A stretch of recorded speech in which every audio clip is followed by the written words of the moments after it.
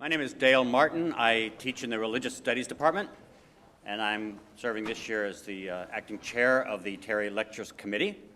And I have the pleasure of introducing our Terry Lectures for this year, our series of lectures this semester, as well as our speaker for the first time.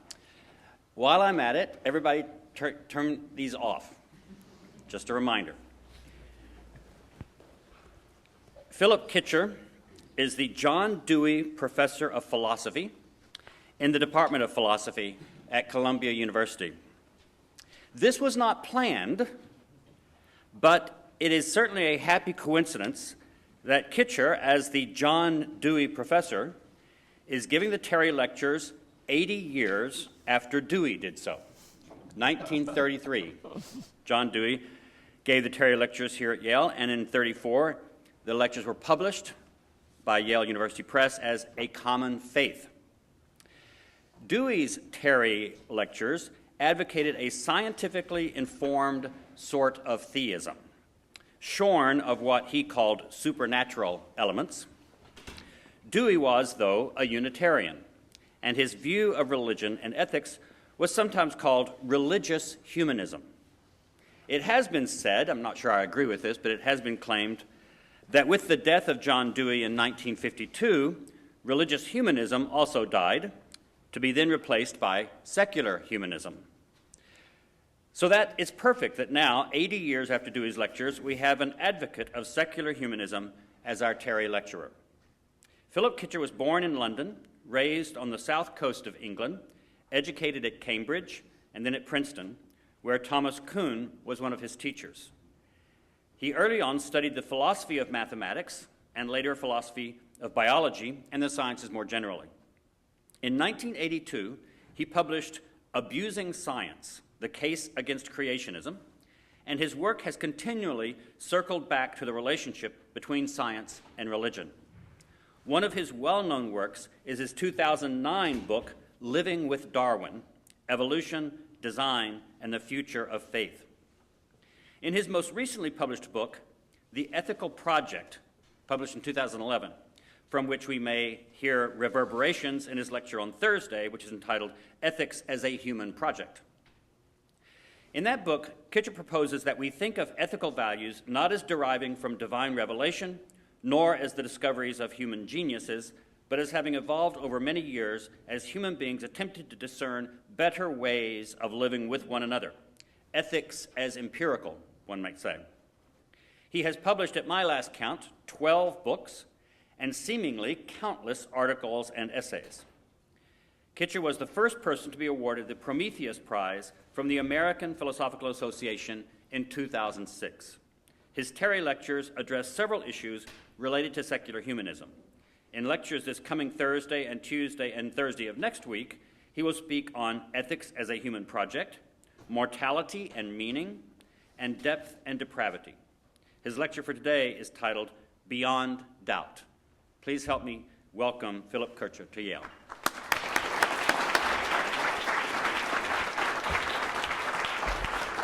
Thank you very much.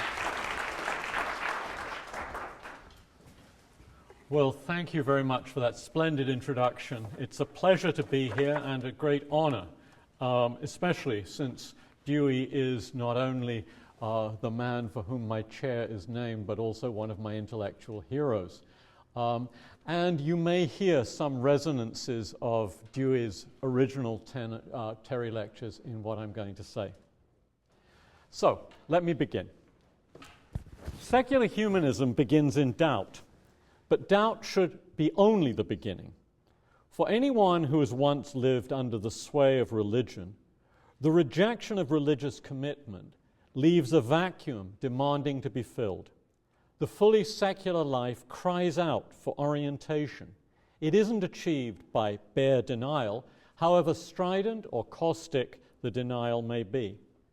We live in a time when the most prominent forms of atheism seem content to conclude their onslaught on religious doctrines by singing hymns to the glories of scientific understanding.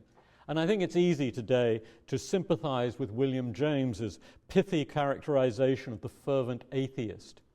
He believes in no God and worships him. If it's to be lived, and to be understood as a fully rewarding way for us to live, secular humanism requires positive elaboration. A purely negative critique arouses reactive doubt to the effect that secularists have ignored pervasive aspects of people's lives, that the human has entirely disappeared from view.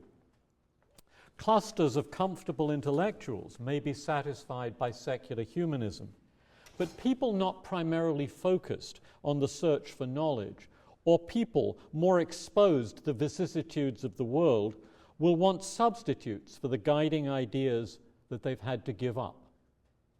My main aim in these lectures is to explore one possible way of articulating a secular humanism. And I'm going to try to answer the complaint that it entails important losses. I'm going to try to show that secular humanism can provide a satisfying account of values, that it finds room for the meaning of human lives, that it can answer major challenges posed by the fact of our mortality, and that it neither condemns us to a shallow form of existence nor overlooks the darkness of human nature. Yet although my primary purpose is the construction of a positive perspective, today I want to start with the reasons for secularist skepticism. Secular humanism begins, after all, with doubt. What kinds of doubt? About religion, of course. But to say that only provokes a further question. What exactly is religion, or what counts as a religion? A popular, but incautious answer identifies religions with bodies of doctrine about the existence and characteristics of special kinds of beings, deities, who deserve our worship and service because of their impressive attributes. One straightforward reason for refining that answer is that not all the many religious practices of human beings are centered on deities. Some focus on spirits or ancestors or even on impersonal forces with which it's important for people to align themselves. More importantly, though, doctrines, things to be believed by the devout, aren't central to all forms of religion. For the moment, I'm going to set that concern aside and consider an obvious refinement of the incautious proposal. Religions invoke something beyond the mundane physical world, some transcendent realm, to invoke a term that's as vague as it is useful and popular. And they offer doctrines about this transcendent. So all around the world, religious people avow doctrinal statements. They declare that God made a covenant with Abraham, or that the prophet was visited by an angel who commanded him to recite the divine message, or that Jesus rose from the dead. Part, but only part, of secular humanist doubt consists in the denial that any of these statements, or any of their counterparts in other religions, is true. Now, you can't understand that denial, nor appreciate its grounds, unless you first think about what the statements are supposed to mean. A familiar distinction separates literal construals of religious claims, usually found in particular scriptures, from alternative interpretations that are metaphorical, or allegorical, or poetic. That division, however, is only a crude way of marking the ends of a continuum. At one pole are readings supposing that an ancient Mesopotamian pastoralist was once visited by an imposing old man with a long white beard in the style of Blake, or that a Meccan estate manager had repeated encounters in the desert with a large gleaming figure outfitted with impressive wings, or that the son of a carpenter from Nazareth was completely dead and later alive again, where the criteria for life and death are those laid down by medical practice. Now, perhaps there are Jews and Muslims and Christians who subscribe to precisely those interpretations, just as there are some people who think the world was created in 6 periods of exactly 24 hours, with all major kinds of plants and animals found at the very beginning. But I think most people who profess these faiths probably don't intend anything so detailed and specific. They allow that ordinary descriptions fall short, that their doctrines contain mysteries. Many religions, including the three Abrahamic versions of monotheism, supply a rich body of statements for the faithful to interpret. Idealizing, we might assign each religious believer what I'll call a doctrinal profile, fixed by the level of detail and specificity with which she reads each of the doctrinal statements. Sometimes she may import all the everyday implications of the words used.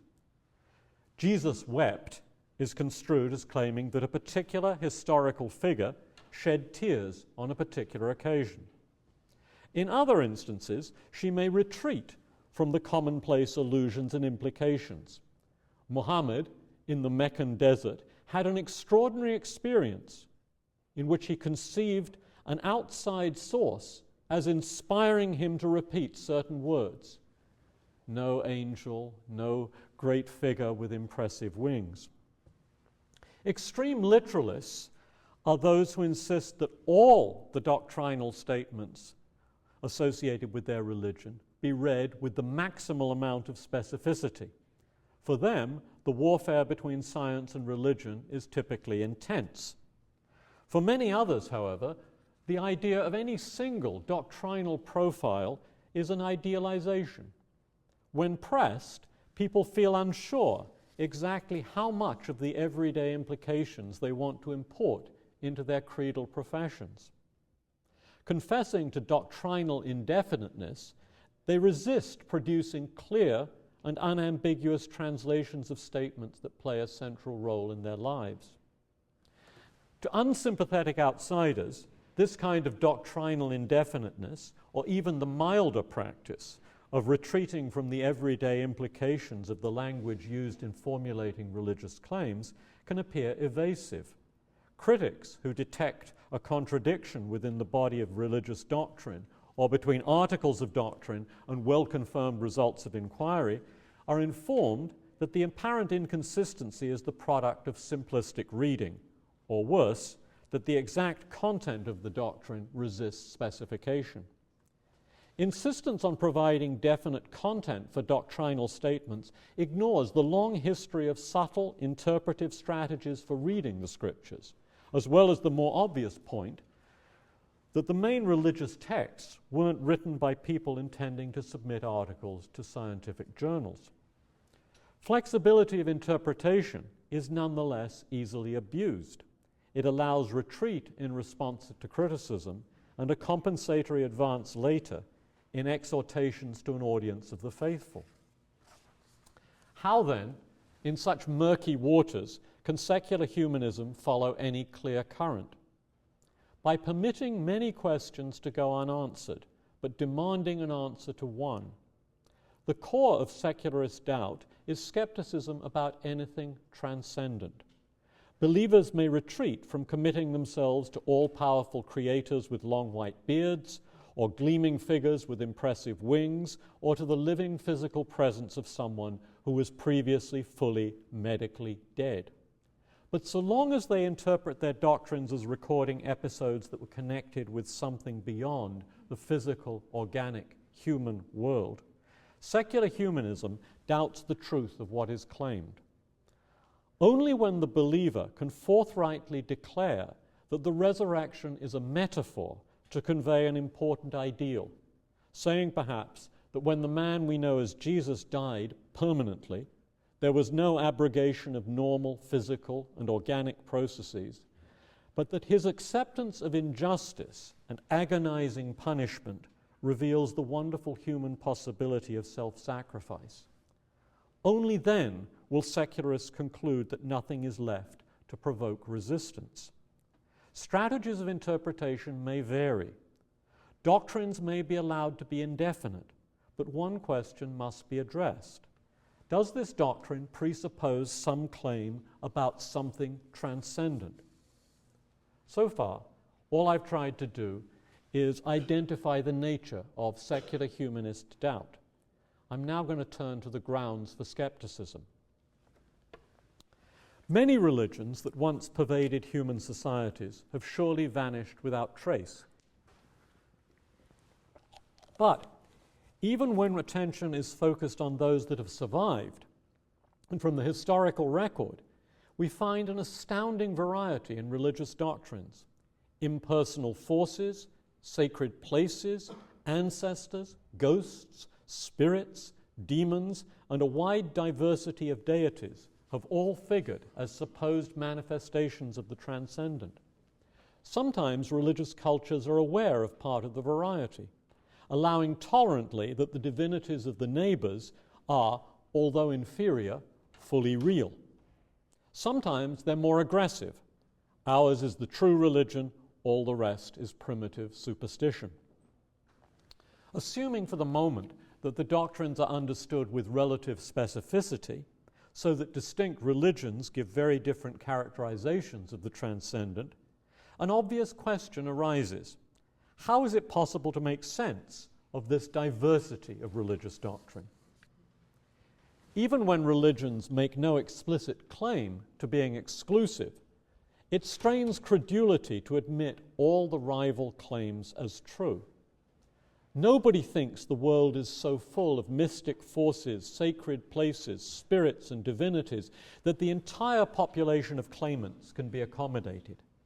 So long, then, as the interpretation of religious doctrine is sufficiently specific, literal enough to assert the existence of personal and impersonal beings, a distinction has to be drawn between those religions that have an approximately accurate inventory and those that are utterly mistaken. Yet the bases of belief are remarkably similar across the entire array of religious traditions, including those condescendingly characterized as primitive superstitions. Leaving what are taken to be religious experiences on one side for the moment, the religious convictions of many contemporary believers are formed in very much the same ways. Often the faithful are born into a religious tradition whose law they absorb in early childhood and continue to accept throughout their lives. Sometimes, when the surrounding society contains adherents of a different doctrine, acquaintance with that religion prompts conversion and a shift of allegiance. In either case, however, religious believers rely on a tradition. They take that tradition to have carefully preserved insights once vouchsafed to privileged witnesses in a remote past. Because that pattern is so prevalent in grounding the religious beliefs of the present, it's very hard to declare that one of the traditions has a special status, or even that a manageable few have transmitted truth about the transcendent. The beliefs of each tradition stand on much the same footing. Complete symmetry prevails. How can a devout person, deeply convinced of some specific substantive doctrine, say the claim that the world is the creation of a single personal deity, come to terms with this predicament? To face it clearly is to recognize that if, by some accident of early childhood, he'd been transported to some distant culture, brought up among Aboriginal Australians, say, he would now affirm a radically different set of doctrines, perhaps about the reverberations of the dream time in the present.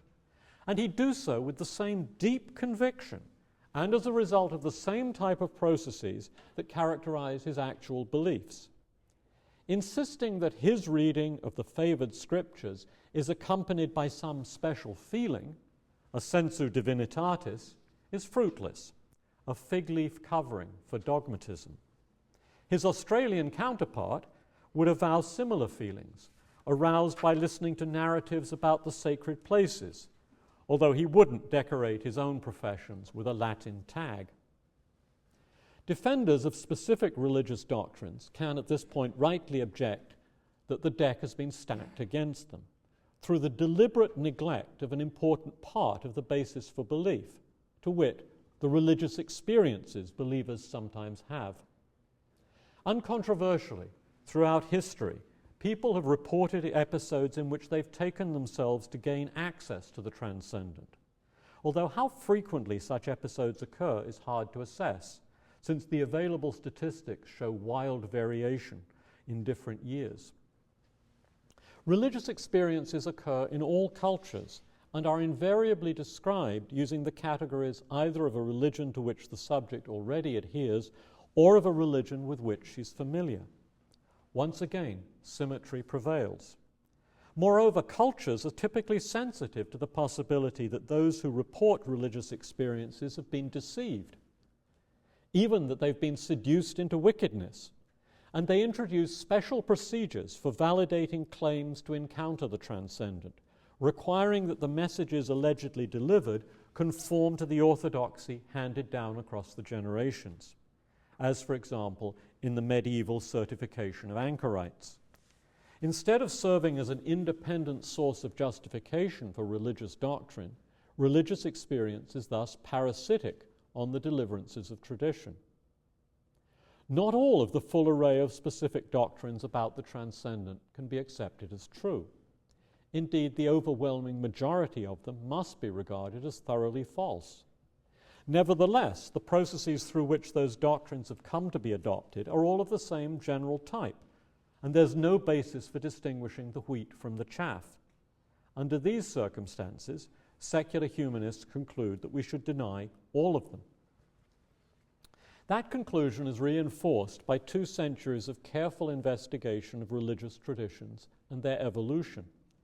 Scholars have traced the ways in which the scriptural canon has been assembled, showing how incompatible conceptions of what are supposedly the same transcendent phenomena and of the same historical events have been fused, presumably in an effort to incorporate distinctive ideas favored by different groups so that they can share a religious perspective. Scholars have demonstrated the ways in which doctrine has been shifted to respond to the felt needs or aspirations of potential converts, and how it's adapted to the political pressures of the moment. Mark's a contorted account of the role of the Jews in demanding that Jesus be subjected to a Roman punishment is a case in point. A fiction that has caused extraordinary harm, but that surely eased the passage of early Christianity in a Rome-dominated world. Sociologists have studied how contemporary religions accommodate the psychological needs of those they hope to recruit, and how the accommodations modify the orthodox interpretations of religious claims and the emphasis placed on particular texts. The mega-churches of the wealthy suburbs don't usually urge the centrality to Christianity of the Sermon on the Mount. Although the psychological study of religious experience is handicapped by recent sensitivities about the legitimacy of controlled experiments, it's no longer considered acceptable to administer psychotropic drugs to unwitting subjects in the hope of identifying an increased frequency in reports of encounters with the transcendent. The available evidence amply supports the conclusion that religious experiences are more likely to happen to people who are psychologically disturbed or who are under the influence of substances typically viewed as interfering with clear and reliable perception. The moral of all this is that the roots to contemporary acceptance of religious doctrines are not merely of the same generic type across societies and cultures, but the historical genesis of belief is pervaded, if not entirely dominated, by processes of kinds quite unlikely to yield correct beliefs. Shaping ideas about the transcendent to evade political pressures or to accommodate the wishes of hoped-for converts isn't a reliable means of generating true doctrines or even of better approximating the truth. Simply absorbing the reports of a religious experience provided by all and sundry would infect doctrine with all manner of delusions, which is why successful traditions have insisted on conformity to orthodoxy, and why many subjects of religious experience, the prophet prominent among them, have worried about the genuineness of their voices and their visions. Most specific religious doctrines must be false, and since all emerge from the same generic style of historic development, it follows that generating belief in that way isn't reliable. 2 centuries worth of studies, literary, historical, sociological, political, and anthropological, add an explanation of the unreliability. By doing so, they deepen the secular humanist case for doubt. Now, what I've said faces obvious rejoinders, and it needs qualification. The first, and most natural perhaps, is the accusation of distorting the religious perspective by emphasizing knowledge and ignoring faith. What exactly has been shown, a critic might ask? Merely that specific religious doctrines are not held as items of knowledge, or perhaps more precisely, not held as the kind of knowledge that requires reliable ways of generating and sustaining belief. Thoughtful religious people should have been ready to concede as much from the beginning. They should have insisted that religious doctrines are held on the basis of faith, and if it's apt to see them also as knowledge, it's knowledge of a distinctive sort. That's the critic. Yet the ground on which he invites us to tread is slippery. We should go slowly. First, is there religious knowledge? Apparently it's claimed by some prominent religious traditions. In one of Handel's settings, the soprano sings gloriously of her knowledge of the living Redeemer. If that knowledge is of some special type, an explanation is needed to show the kinship with the everyday conception. Otherwise, talk of knowledge would just be a misleading pun. More importantly, the notion of faith is many-sided. Faith can be constituted by trust in a person or in some manifestation of the transcendent. It could consist in commitment to an ideal or to living in a particular way. If, however, the issue concerns the acceptance of specific religious doctrines, the most straightforward sense involves a contrast with belief on the basis of evidence. In the uncharitable quip, faith is when you believe and you know it ain't so. On a slightly more sympathetic reading, faith is belief that outruns the evidence available to the believer. According to some religious people, even if religious doctrines are held without compelling evidence, such belief is legitimate. What standard of legitimacy is at issue here? Not an epistemic one. We aren't dealing with reasonableness in Hume's sense when he declares that reasonable people proportion their beliefs to the evidence.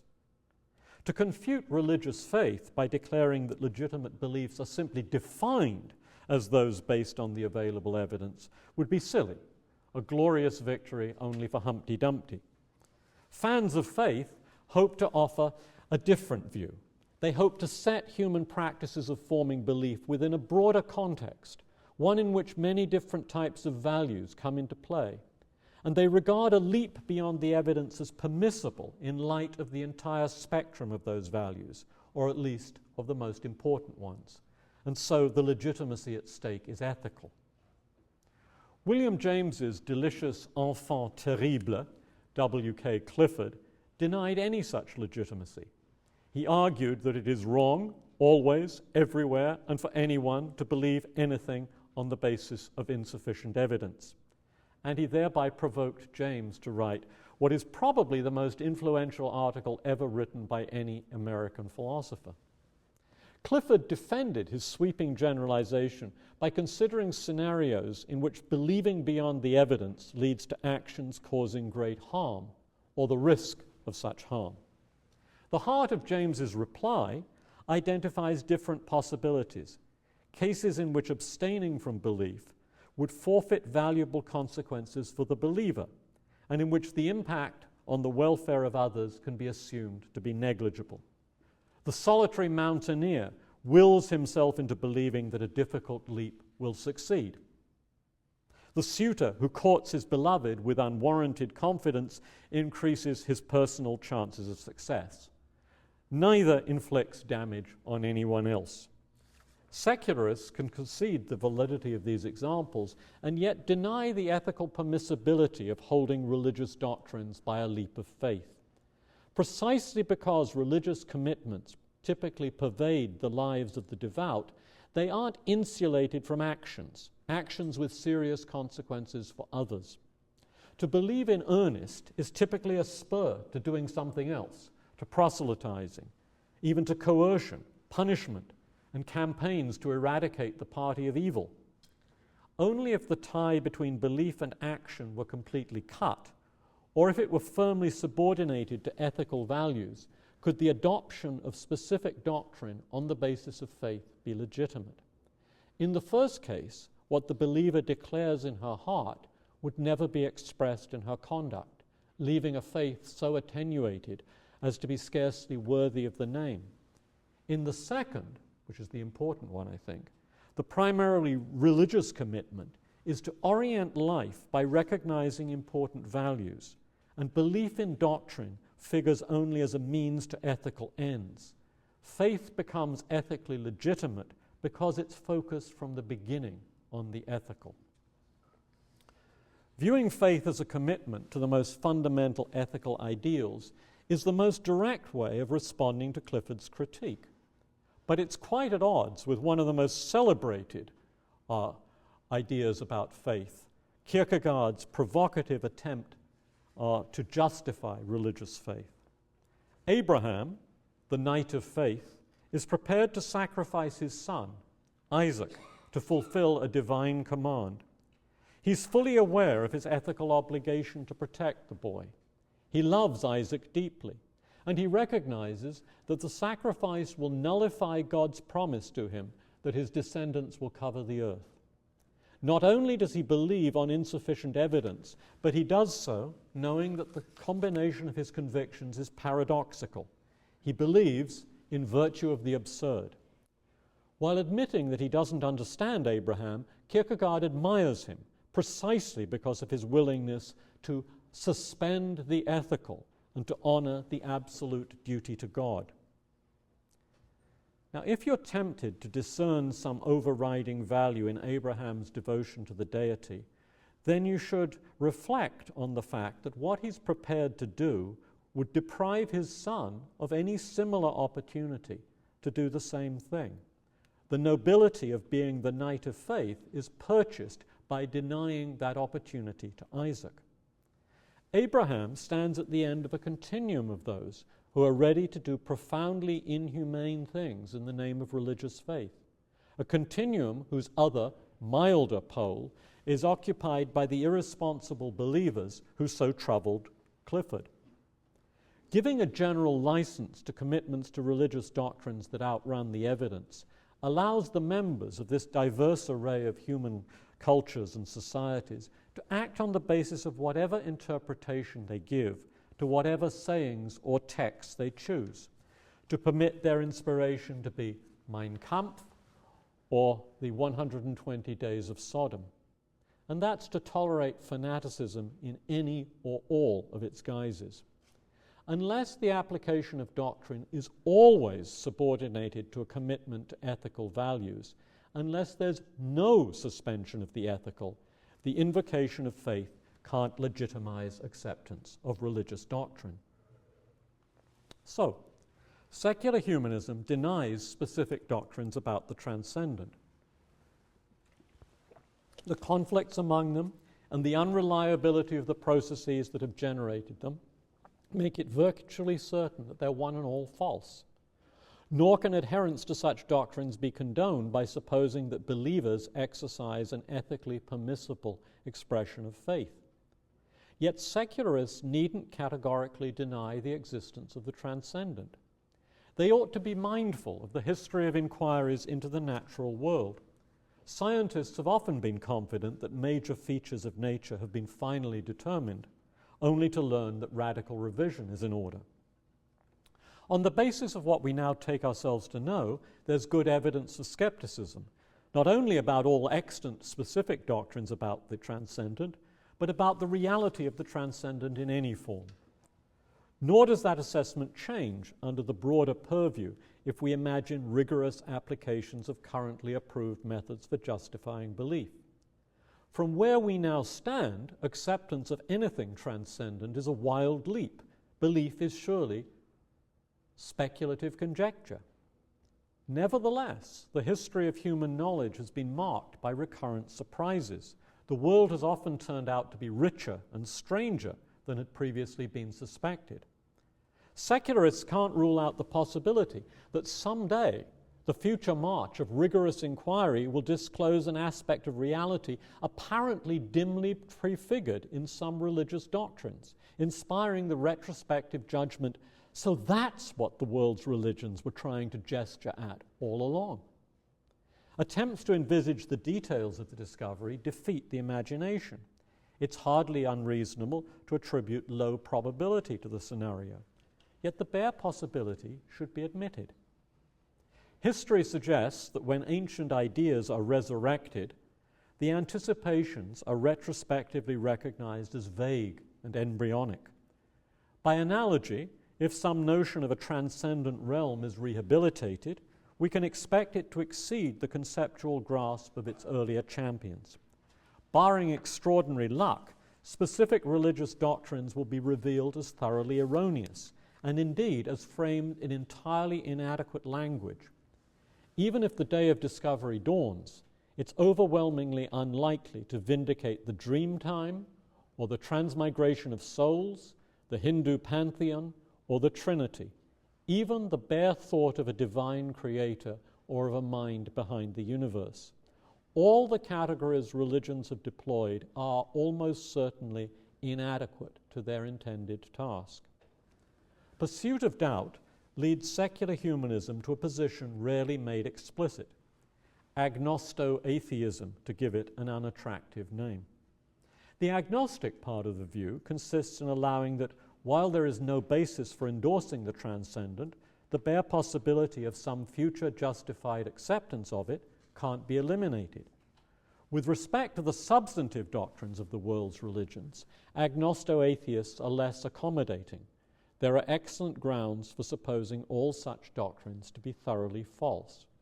So much I take to be beyond doubt. Now to be more conciliatory. The most prominent contemporary critiques of religion prompt many believers to reply that they don't touch the real faith, the form of devotion espoused by the most thoughtful and sensitive adherents. Critics are accused of oversimplifying, of substituting crude caricatures for complex commitments, of assimilating all religion to fundamentalism. The accusations have some merit, in that prominent contemporary forms of atheism presuppose that religious doctrines must be read with considerable specificity. Yet to dismiss atheist critiques as substituting caricatures for finely shaded portraits overlooks an obvious fact. However subtle the religious conceptions of those who inhabit divinity schools or faculties of religion, of those who write books or book reviews about religious questions, many believers would acquiesce in the interpretive approaches assumed by the critics. The devout often read religious doctrines just as the atheists do. Indeed, the fastest growing religions in many parts of the world are those insisting on substantive doctrines, construed with considerable specificity, literalist religions.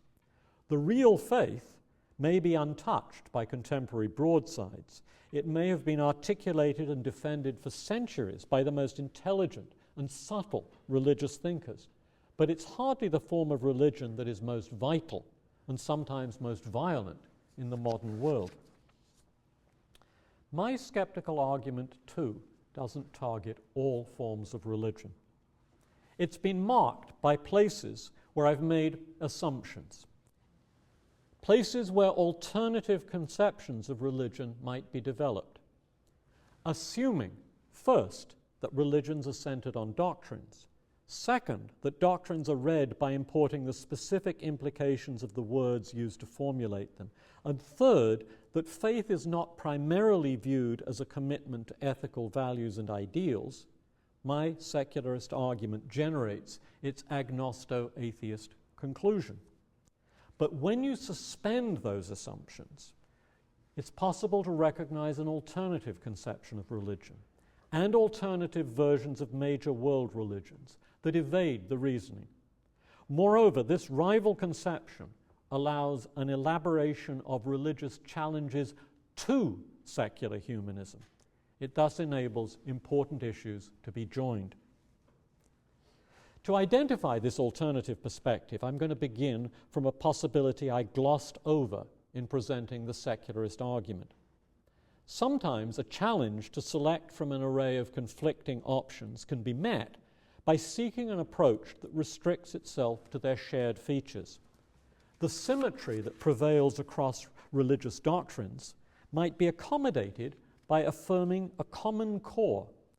instead of making an arbitrary and dogmatic assertion that the substantive doctrines of some specific tradition are correct, the religious believer contends that all the world's religions share an insight, their least common denominator.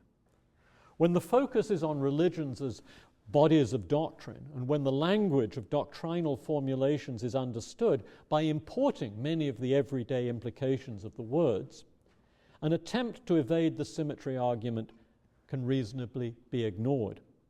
For the diversity of conceptions of the transcendent dooms the alleged core doctrine to vacuity. Gods and spirits, ancestors and mystic forces and sacred places lack enough shared features. Unless we present the least common denominator in explicitly normative terms.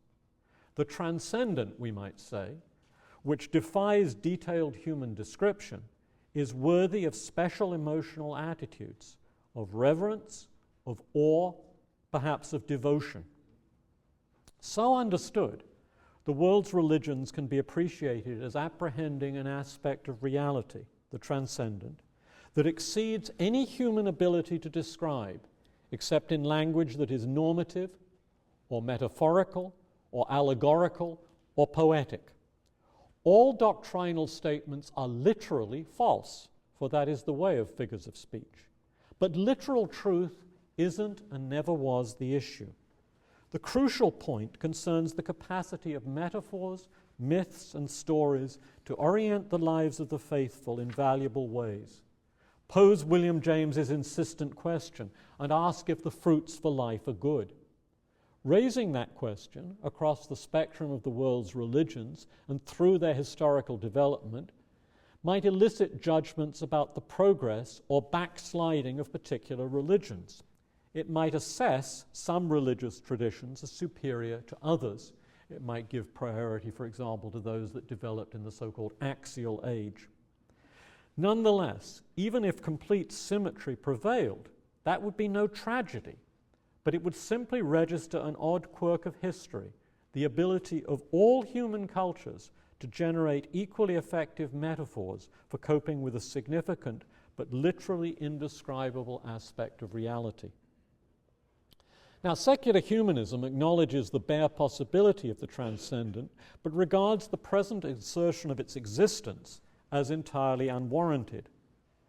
A religious perspective need not quarrel with that assessment. The assessment of the transcendent and of particular stories and images as gestures toward it may be based on faith.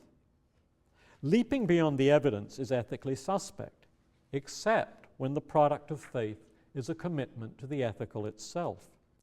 A viable religious perspective, one that can evade the strictures of my secularist argument, can identify the transcendent with the source of virtues, ideals, and duties, of values in the broadest and deepest sense. At the core of religion, then, is not a body of doctrine, descriptions of the transcendent, but a commitment to what James calls the eternal things, external and independent of the believer, indeed of all human beings. The doctrines of the favored religion are then seen as metaphors, stories, apt for conveying the most fundamental values and for guiding the devout towards realizing them. So understood, religion escapes the secularist argument by diverging from some assumptions on which that argument depends.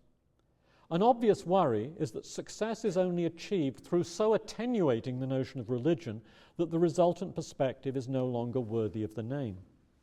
The heart of the religious attitude is faith, understood as a commitment to an objective order of values, a commitment shared among many religious traditions, although perhaps not by those that have failed to take crucial progressive steps.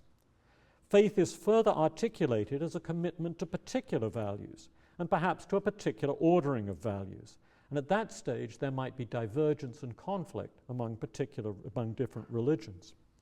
So far, however, nothing distinguishes this religious perspective from ventures in secular philosophy that maintain the existence of objective values and view the world's cultures as advancing different, often incompatible conceptions of the independent ethical order. So, have I saved religion only by collapsing it into realism about values? A religious attitude can distinguish itself from secular acceptance of an independent ethical order in several different ways. First, it adopts a picture of a two-tier universe. Beyond the physical, organic, human realm is a higher level, one in which the grounds of value are located. The worth of human lives and the ethical status of human deeds are measured not by the relations that prevail within the physical, organic, human domain, the lower level, but through their relation to the transcendent, the higher tier.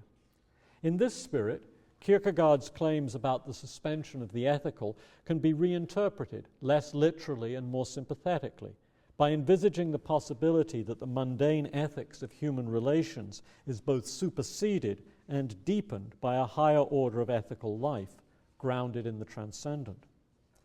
Out of this picture comes a first challenge to secular humanism. Can secularists really provide a satisfactory account of values, or do their proposals generate inferior surrogates that diminish the worth of which human lives are capable? A second way of differentiating the religious life from secular commitments to an independent order of values results from embedding the commitment to the transcendent within an array of traditional religious practices. Buddhism, Hinduism, Judaism, Christianity, and Islam can all be developed so as to abandon the literal truth of tales about the transcendent while retaining the ceremonies, rituals, community structures, shared ethical endeavors, and even the creedal professions of their more literalist relations. Sometimes, those for whom doctrinal statements are metaphorical through and through may mingle peacefully with their cousins whose declarations make more substantive claims about the transcendent. Other people, inspired by elements of different religions, may integrate parts of disparate traditions in a novel, eclectic synthesis. Yet others, like Emerson, may start explicitly from an abstract notion of the transcendent and consider the design of substitutes for the rites and community structures of neighboring religious life. Distinctive parts of antecedent religious practice are thus preserved, modified, recombined, or refashioned from scratch, always subject to the basic condition that when doctrinal statements are pondered or uttered, they are interpreted figuratively. Once again, the distinction between religious life and the secularist commitment to values presents a challenge for secular humanism. These features of religious life are essential if people are to cope with their mortality and with the potential meaninglessness of their lives. The third difference between the religious attitude and that of the secular believer in an objective order of values follows James in supposing particular types of emotion to pervade the attitude to the transcendent. Acceptance of a higher realm that serves as the source of values is accompanied by solemnity and awe, a humble willingness to subordinate and redirect the impulses of the self, and yet a joyful acquiescence in that discipline. What the Stoic must labor to accept is welcomed gladly.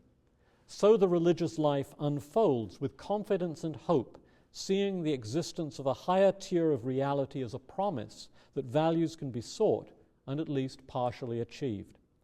From this approach to distinguishing the religious attitude emerges a third challenge for secular humanism. When human lives are bereft of all these important emotions toward the transcendent, they are diminished, perhaps through the loss of dimensions of experience available to the believer, perhaps through the inadequacy of any purely secular discipline to govern the darker impulses that belong intrinsically to human nature. So I've tried to present a version of religion, which I'm going to call purified religion, that escapes the main argument for secularism. Purified religion, I think, captures major features of the positions defended by those people who characterize the manifestos of contemporary atheists as crude caricatures. On some occasions, champions of purified religion and secular humanists may identify one another as allies. Because both acknowledge the falsehood of substantive doctrines, they're likely to band together against people who insist that religion requires belief in specific claims about the transcendent, whether the insistent are advocates for particular doctrines or whether they're critics who take the end of literal doctrine to be the death of religion. Secular humanists may well admire the appreciation of symmetry among religious traditions, hoping that the consequent resolve to view many of the world's religions as attempting metaphorical evocations of the same transcendent reality is an important step toward ending religious conflict. Finally, since secular humanism is a positive perspective, one concerned with the value of human lives in a thoroughly natural world, it appreciates a focus on the right questions and even the presentation of important challenges. In the end, however, peaceful coexistence must give way to renewed argument. That debate, specifically engagement with the three main challenges that I've just noted, will be the substance of my next 3 lectures. Thank you.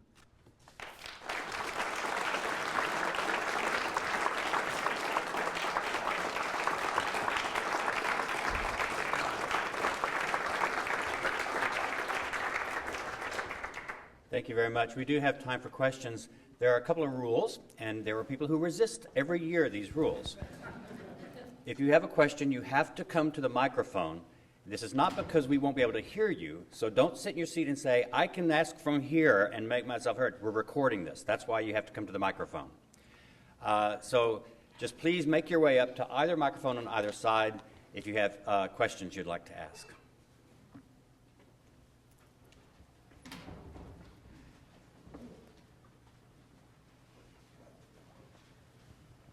Hi, my name is Tom Platt. I have had trouble keeping up with you. Would you explain what you meant by symmetry? Sure. So what I meant by symmetry here is that the grounds of the beliefs in various different substantive doctrines are all of the same generic type. So if we imagine somebody who is brought up in Australia and in an Aboriginal group and comes to believe in the dream time and its reverberations in the present, and we imagine somebody else who's brought up, say, in a Christian community in the United States, and we look at the processes that stand behind their beliefs, what explains why they come to have the beliefs that they do. In both cases, it's pretty much the same thing. Allegedly, back in the past, there were these special experiences, these special encounters, which were then transmitted to people, and there's a long tradition which has preserved that and that now delivers it to the contemporary believer. That's the simplest way to get out what's symmetrical about this. So the Christian, if transported to the Aboriginal situation, would believe in much the same kind of way in the dream time. Okay, does that help? Yeah, it's sort of a more refined version of we all believe in the same God kind of thing, isn't it? Well, what I came to at the end was an attempt to come to terms with this symmetry argument.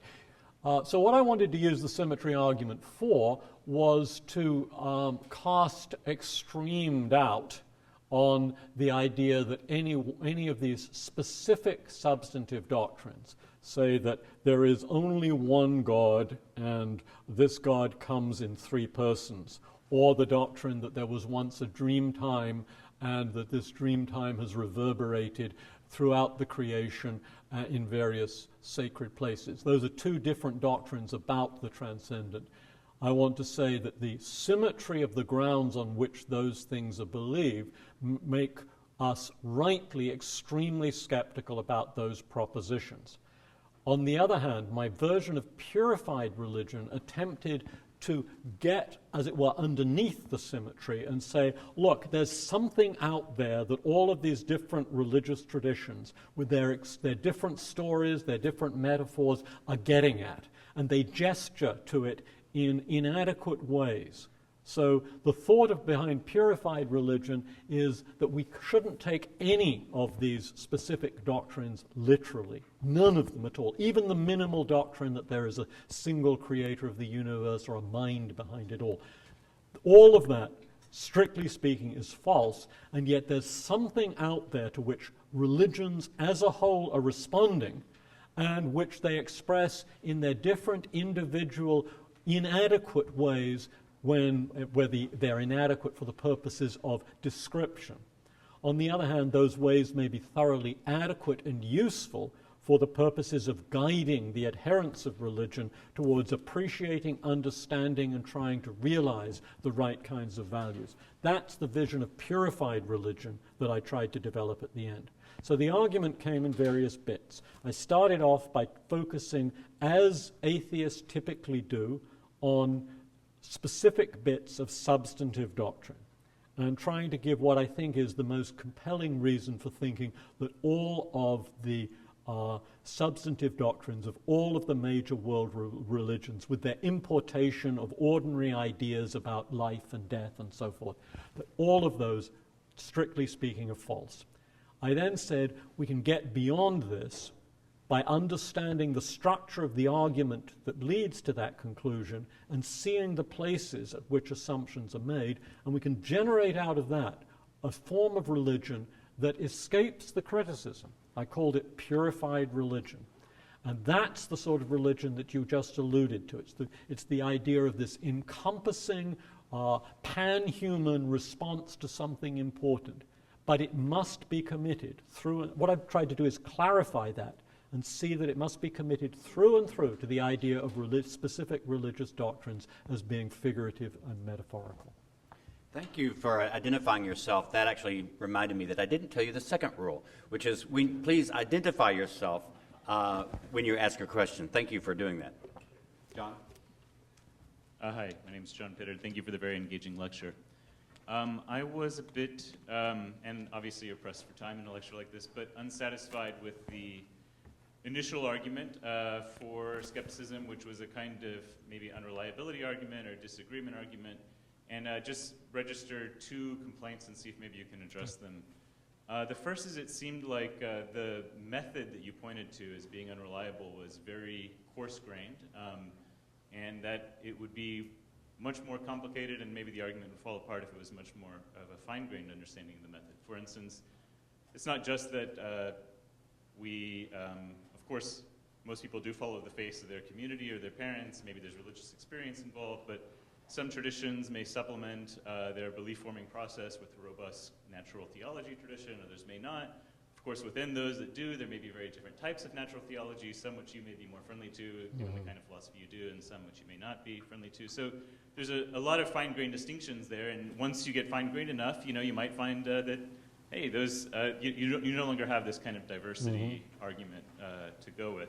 But the second question is just that this kind of worry is so broad, and it can lead to skepticism so wide-ranging outside of the domain of religion. I do agree that it's worse in religion than in other areas, but just take for one example the belief polarization literature. It says, hey, people come in, they read the same articles on the death penalty, and they leave being more polarized and more extreme in their views. So that's a worrying unreliability claim, which should, I think, reduce our confidence. But the natural response to that is to say, well, let's not form our beliefs in the way that everyone else does. Let's focus on a different kind of method, look to those who we think are particularly epistemically exemplary, and that would just lead to a much more complicated, I think, picture in terms, it seemed like a kind of broad brush, quick dismissal of the transcendent by identifying one real coarse-grained method. Thanks. Those are very good questions, and they deserve really detailed and elaborated answers. So with respect to the first question, here's the challenge.